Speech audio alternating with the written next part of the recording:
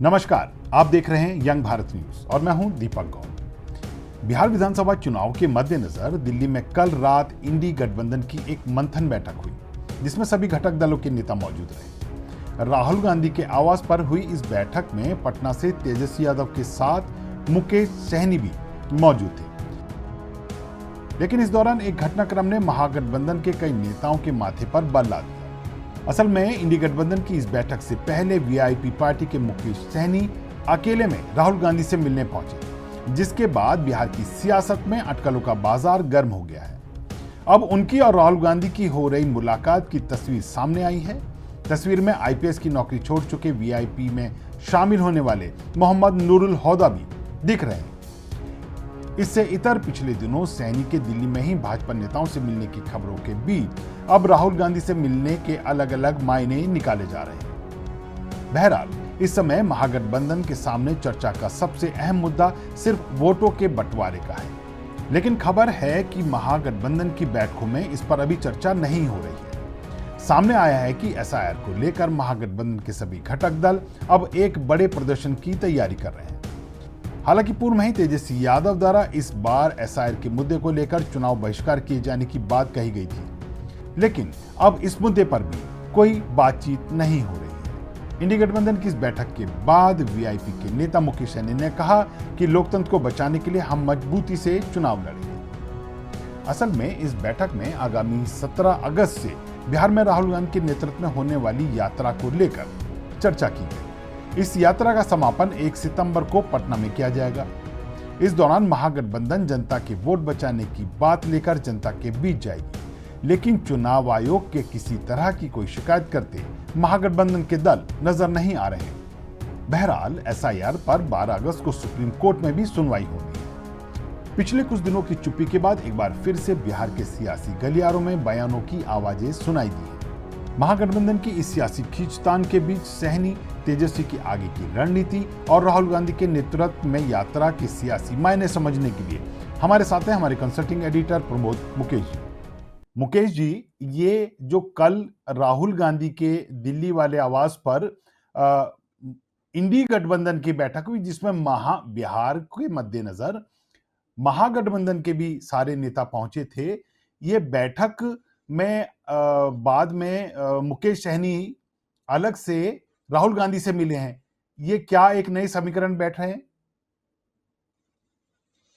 नमस्कार दीपक जी। ये कल तो बैठक थी और दिल्ली में और बैठक हुई भी। दोपहर के विमान से तेजस्वी यादव पहले पहुंचे और बाद में शाम में मुकेश सहनी राहुल गांधी के फोन करने पे और जैसी सूचना मेरे पास है कि राहुल गांधी का जी जब फोन मुकेश सहनी के पास आया तो वो दिल्ली गए। वाम दलों के नेता पहले से ही दिल्ली में थे, यानी ये जी बैठक 7 तारीख की पहले से प्रस्तावित थी, लेकिन मुकेश जी सहनी की साथ साथ तेजस्वी यादव के साथ साथ वो दिल्ली नहीं जाना। हो सकता है कि जो हाल के दिनों में 60 सीट और डिप्टी सीएम और बिहार के संदर्भ में महागठबंधन में बड़ा चेहरा राजद का है, उसके नेता तेजस्वी यादव का है। तो क्या जी सब कुछ बाहर से दिख रहा है ठीक ठीक, लेकिन महागठबंधन बिहार में एक रहे। हो सकता है इसी दिशा में राहुल गांधी ने खुद अपना प्रयास किया हो और उनको मुकेश सहनी को बुलाया हो।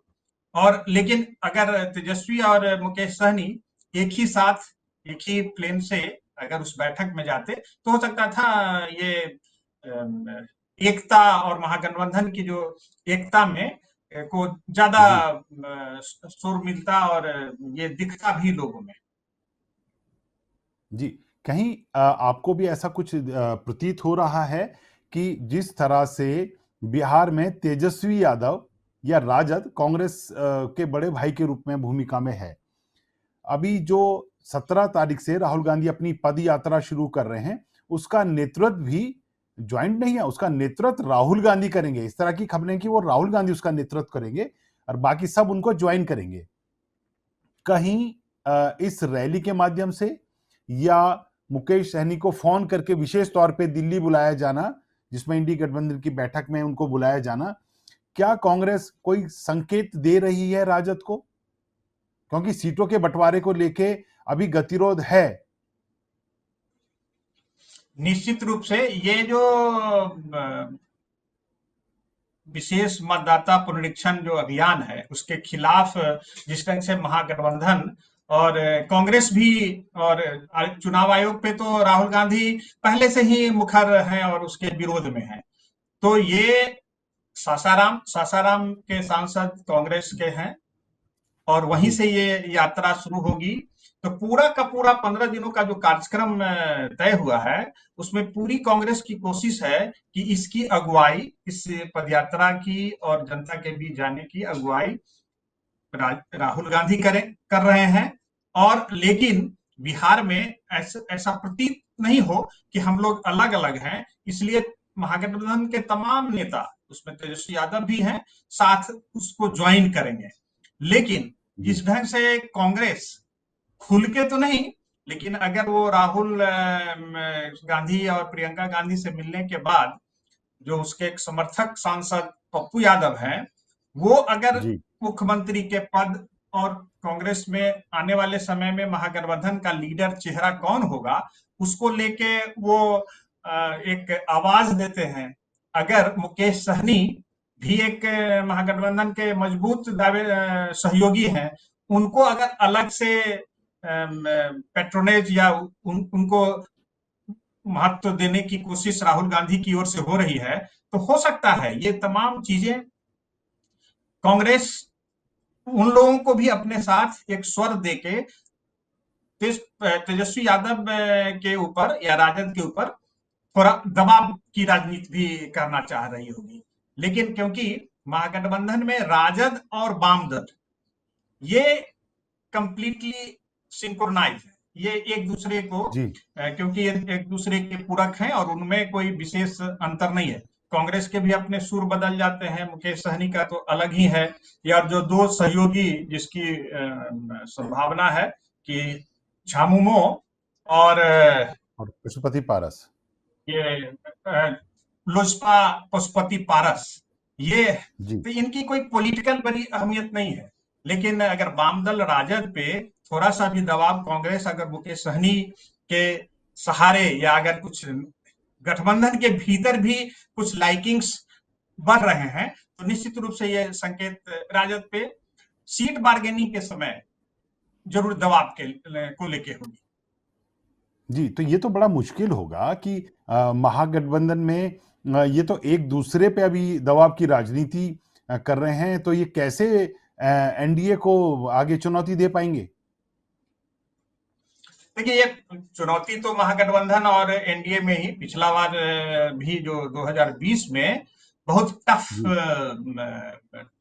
बैटल था और जी 0.03% वोट परसेंटेज एक दूसरे से के अंतर से एनडीए की सरकार बनी, माने उसके ज्यादा जी 125 विधायक चुने गए।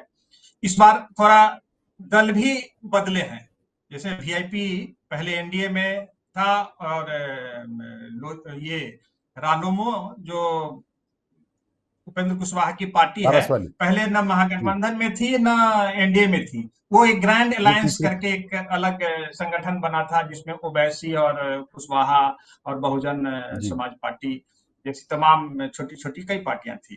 तो इस बार सीटों को लेके और कॉम्बिनेशन तो पार्टियों के लेके बहुत बढ़िया, माने ये टेस्टेड फार्मूला एनडीए के लिए 2024 के लोकसभा का, उसमें अगर कुछ एड ऑन तो नए पार्टी के रूप में अभी नहीं है, लेकिन संभावना जिस ढंग से मुकेश सहनी के सुर बदल जाते हैं, उनके डिमांड महागठबंधन को पब्लिकली तो कोई अभी बोल नहीं रहा है, लेकिन असहज करते हैं कि हमको डिप्टी सीएम पद भी चाहिए और 60 सीट भी चाहिए। तो इसीलिए, लेकिन अगर एक ये सारा का सारा महागठबंधन के भीतर ज्यादा से ज्यादा सीटों को लेने की कवायद ही है, वो एक प्रेशर पॉलिटिक्स का ही एक इसको पार्ट के रूप में देखिए कि अगर महागठबंधन में कांग्रेस और वीआईपी में कुछ ज्यादा गठजोड़ हो जाए तो राजद जो 140-45 सीट पे लड़ने की पिछली बार जिस ढंग से लड़ा था, तो उस कोशिश होगी कि दोनों को कि आप कुछ कम सीट पे आइए। तो ये सारी कवायद जो है मुझे लगता है कि सीटों के बंटवारा से पहले तक का है। अगर एक बार बंटवारा हो जाए और सब लोग एक साथ रहें, जो अभी दिख रहे हैं, तब तो एनडीए और महागठबंधन में इस बार भी टफ टफ बैटल होगा। नहीं, लेकिन एक सवाल ये भी उठ रहा है ना कि ये सीटों के बंटवारे को लेकर आम सहमति बनने की जो एक डेडलाइन रहेगी, वो तो चुनावों से इतनी करीब की रहेगी कि किसी को भी ऑप्शन नहीं मिलेगा इधर-उधर जाने का या कुछ नया सोचने का। ऐसे टाइम पे ये आपसी मतभेदों में उलझे रहेंगे तो ये रणनीति कब बनाएंगे चुनाव के लड़ने की? इस बार तीसरा देखिए, फ्रंट चुनावी जिसमें रणनीति। जी, जी, जी, जिसमें तीसरा जिसमें फ्रंट। ओवैसी ओवैसी भी बाहर से खड़े हुए हैं और कुछ और लोग भी अभी नाराज होकर तीसरे फ्रंट की तरफ जा सकते हैं। ऐसे समय में देखिए, अभी तीसरा फ्रंट। महागठबंधन अपनी ऐसे समय में महागठबंधन अपनी रणनीति बनाएगा कैसे? देखिए, अभी तीसरा फ्रंट करके तो कुछ शेप नहीं लिया है। ये जी, संभावना है। यहाँ पे 4 फ्रंट हो सकता है, 5 फ्रंट हो सकता है, क्योंकि महागठबंधन एक फ्रंट है, एनडीए दूसरा है, जन सुराज पार्टी सभी सीटों पे लड़ेगी, उसका किसी से जी, समझौता नहीं। जी, ओवैसी जरूर चाह रहे थे कि महागठबंधन में आए, लेकिन वो नहीं आ पाए। तो पता नहीं, छोटे छोटे कई दलों का सहयोग उनको मिलेगा। आप जी। आप जो है, जो केजरीवाल की पार्टी आम है, आदमी पार्टी। उसने भी जी, अपनी घोषणा, आम आदमी पार्टी, कि हम सभी सीटों पे लड़ेंगे।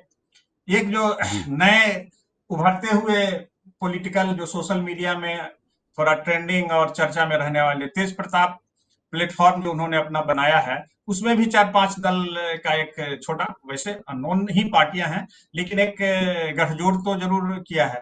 तो अभी ओवैसी भी निश्चित रूप से 40-50 सीटों पे इलेक्शन लड़ेंगे ही। इसलिए थर्ड फ्रंट करके है नहीं। मेन फ्रंट और मेन झगड़ा और जो लड़ाई होगी, वो एनडीए और महागठबंधन के बीच ही होगी। हाँ, जन सुराज कि जिस ढंग से ताकत बढ़ रही है उनकी चुनावी जो सभा प्रशांत किशोर की है, उसमें लोगों की भागीदारी हो रही है। लगता है कि बदलाव की राजनीति में वो कितना वोट परसेंटेज वो काटते हैं।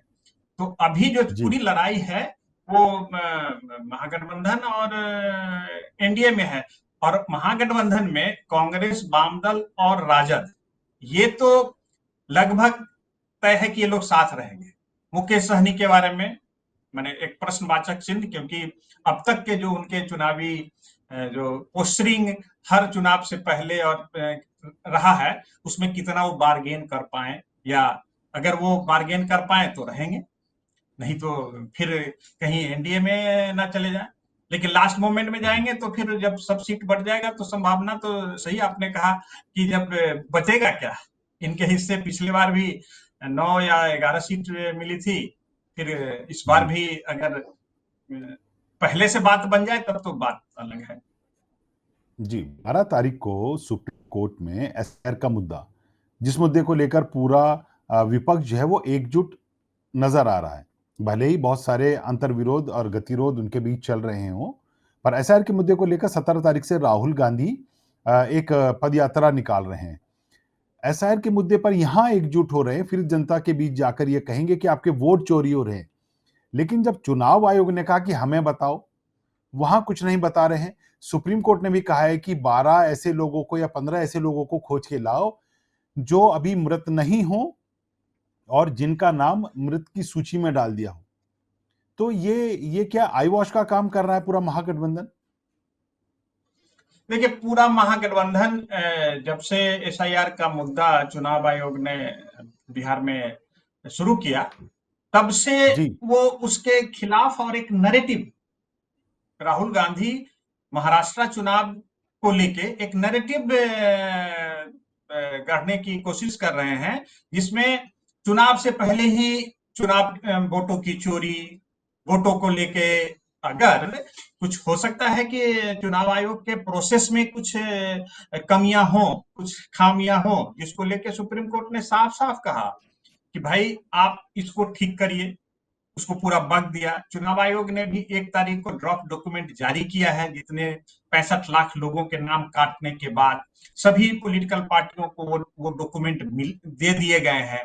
एक-एक बूथ और बूथ लेवल जो ऑफिसर है, बीएलओ, उससे इसका करेक्शन करने की भी हर प्रखंड के कार्यालय में एक शिविर भी लगा हुआ है। पिछले अगले 31 या 1 सितंबर तक ये शिविर भी रहेगा। जो भी आपत्ति अनापत्ति है वो पब्लिक, मतदाता और भी इवन पॉलिटिकल पार्टी, लेकिन बार-बार चुनाव आयोग के इसके कहने के बाद भी कोई भी पॉलिटिकल पार्टी उसके दफ्तर नहीं जा रहे हैं, लेकिन मीडिया में आ रहे हैं। उस सदन में, संसद के बाहर में हल्ला कर रहे हैं। तो ये पूरा जी पूरा ये राहुल गांधी अगर 17 तारीख से पैदल यात्रा करके जनता के बीच जाएंगे कि दलितों के, अल्पसंख्यकों के, गरीबों के वोट काट दिए गए, तो कैसे आप ही के वोटर थे?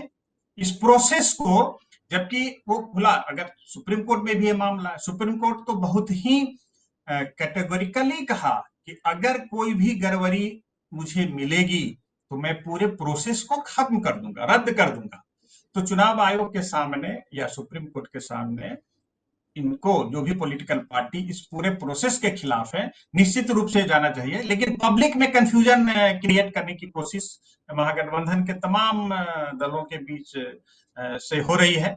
और लेकिन 12 तारीख के सुनवाई में सुप्रीम कोर्ट का क्या डायरेक्शन है? आपने सही कहा कि उसने कहा था कि 15 ऐसे लोगों के, जीवित लोगों के नाम मुझे ला के दीजिए जो मृतकों की सूची में हो, या वाइस वर्सा, या अगर मृतक हैं लेकिन उनकी सूची इसमें है, मैंने, लेकिन इसके लिए 1 महीना का टाइम भी तो है। आप 1 महीना का टाइम तो दिया है, जिसमें आप अगर वैसी कुछ भी गड़बड़ी अगर बीएलओ के द्वारा हुई है, कागज पे ही कोई काम हुआ है, तो इसको तो वेरीफाई करने का समय तो 1 महीना है, उसको ठीक करने का भी समय 1 महीना है। फाइनल डॉक्यूमेंट तो 30 सितंबर के बाद जारी होंगे। इसलिए ये पूरा जी का पूरा ये पॉलिटिकल नैरेटिव पब्लिक के बीच करने की कोशिश है, और इसके लिए कांग्रेस तो बहुत ही हमलावर है। आपने कल राहुल गांधी के दिल्ली के प्रेस कॉन्फ्रेंस को भी देखा, जो पुराने मामले जी के कर्नाटक के किसी विधानसभा क्षेत्र के मामले को ला रहे हैं सामने, और महाराष्ट्र वाला तो पहले से कह रहे हैं कि वहां वोटों की चोरी हुई। बिहार में कांग्रेस बहुत एग्रेसिवली एक्टिव है, एडवर्टीजमेंट के माध्यम से भी और पब्लिकली लोगों के बीच। ये पैदल यात्रा अगर 15 दिनों का उन क्षेत्रों में जहां पे कांग्रेस और राजद का या महागठबंधन का थोड़ा स्ट्रांग होल्ड हो, वो अगर कर रहे हैं तो यही नैरेटिव ही करने की कोशिश कर रहे हैं। जी, तो प्रमोद जी, ये जो पूरा घटनाक्रम कल रात से अभी तक का हुआ है, उसमें ये बात तो साफ नजर आ रही है कि महागठबंधन में कुछ ऐसा तो जरूर पक रहा है जिसकी सीटी कुछ दिनों बाद सुनाई जरूर देगी। जिस तरह से मुकेश सहनी चुपचाप आके मिलते हैं, राहुल गांधी उन्हें विशेष तौर पे बुलाते हैं, वो सियासत में अमूमन इस तरह की रणनीतियां देखी जाती हैं जिनके परिणाम बाद में नजर आते हैं। आप हमारे साथ इस परिचर्चा में जुड़े, आपका बहुत बहुत शुक्रिया। जी धन्यवाद। आपको हमारे ये वीडियो कैसे लग रहे हैं, हमें कमेंट बॉक्स में लिखकर जरूर बताएं, और इस तरह की वीडियो देखने के लिए जुड़े रहिए हमारे साथ। हम हैं यंग भारत न्यूज, सच के साथ।